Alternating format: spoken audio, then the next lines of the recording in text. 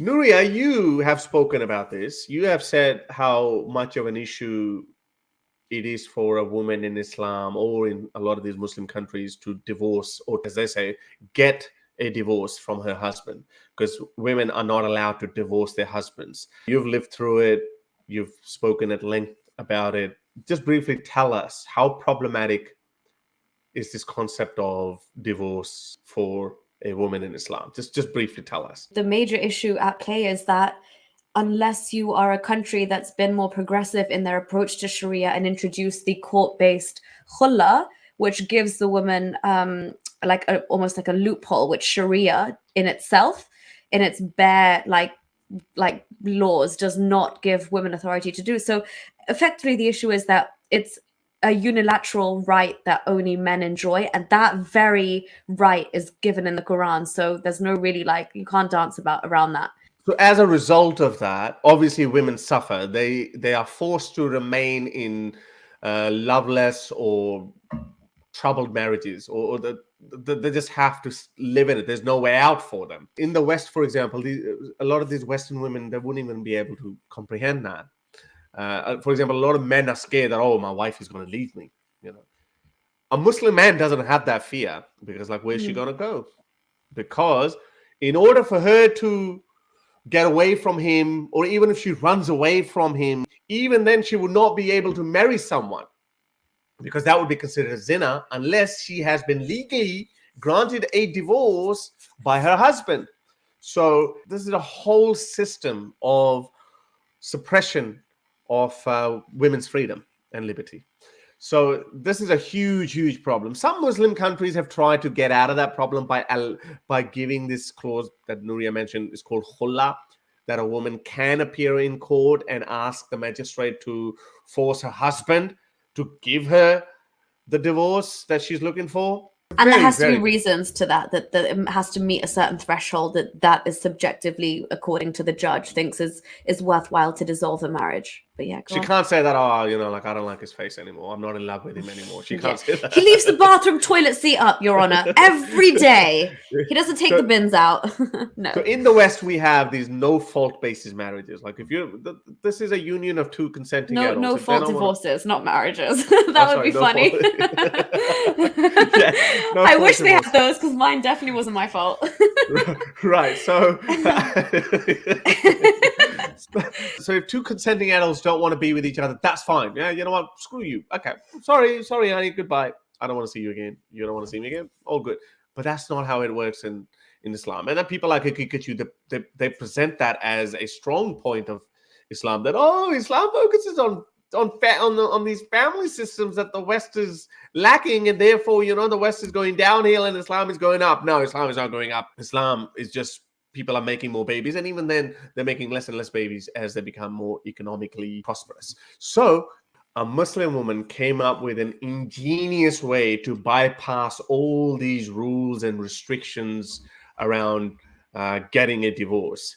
So in Islam, obviously, they're called mujaddids.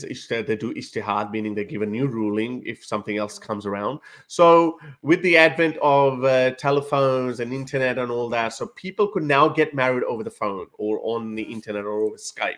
All you have to do is recite some Quranic verses and say, yes, I accept you as my husband. I accept you as my husband. I accept you as my husband.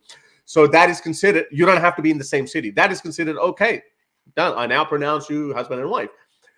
So men can also divorce their wives over Skype, over telephone, even over a letter. I think they can do it. Like, I don't think they can do it over a letter, but they can do it in person. Like, if you were my wife, I could say, I'm done with you. I'm in a different country or whatever. I don't want to face you. I'm like, okay, you know what? I divorce you. So Muslim cleric said, okay, that's fine. You have to respect that. So Muslim woman came up with an ingenious idea to bypass all these rules and these restrictions around getting a divorce. Have a look at this. She came up with an idea. She went to her husband's phone and she messaged herself and she said, I divorce you, I divorce you, I divorce you. And guess what? Girl. Yes, that's the strategy. Islamically, they have to respect it. It's done. Because Now her husband will have to prove that, no, I didn't do it. She did it herself. She's like, nope, I've done it. If you don't respect it, then the cleric is basically officiating zina. He's legalizing zina between the two, because what if the husband did send those text messages?